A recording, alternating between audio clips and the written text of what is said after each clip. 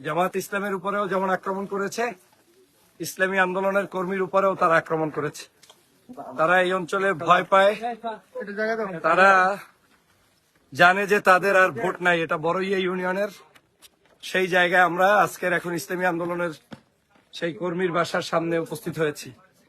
আপনারা জানেন যে বড়ইয়া ইউনিয়নটা একটি সুন্দর সুষ্ঠু ভাই আসেন হাদি ভাই একটা সুষ্ঠু সুন্দর নির্বাচন দেখতে চেয়েছি, যেই নির্বাচনটা বাংলাদেশের গ্রহণযোগ্য একটি নির্বাচন হয়, যেখানে সকল মানুষ তার ভোট দিতে পারে।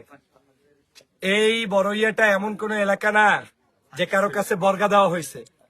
এই বড়ইয়াটা এমন কোন এলাকা না যে কারো কাছে লিজ দেওয়া হয়েছে। আমরা আমাদের ভোট দেব, জনগণ জনগণের ভোট দেবে, যে যার দলকে পছন্দ করে তাকে ভোট দেবে। কেউ হাত পাখায় ভোট দেবে, কেউ ধানের শীষে ভোট দেবে, কেউ দাঁড়িপাল্লায় ভোট দেবে।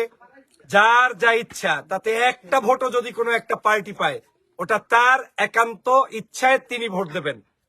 কিন্তু দুর্ভাগ্যজনক হলেও সত্য, আমাদের প্রধান প্রতিপক্ষ দলটি এই অঞ্চলে জামাত ইসলামকে প্রতিপক্ষ তো বানিয়েছে, ইসলামী আন্দোলনের নেতাদের উপরেও তারা আক্রমণ করেছে এবং 3 জন ভাইকে তারা হত্যার উদ্দেশ্যে সে আক্রমণ করেছে এবং অন্ধকারে করেছে। আমাদের ইব্রাহিম আল হাদি ভাই আসছেন, আমিও আসছি, আমরা কথা বলেছি। আমরা 2 জন প্রার্থী ঐক্যমত হয়েছি যে আমাদেরকে সুষ্ঠু সুন্দর ভোট আদায় করতেই হবে।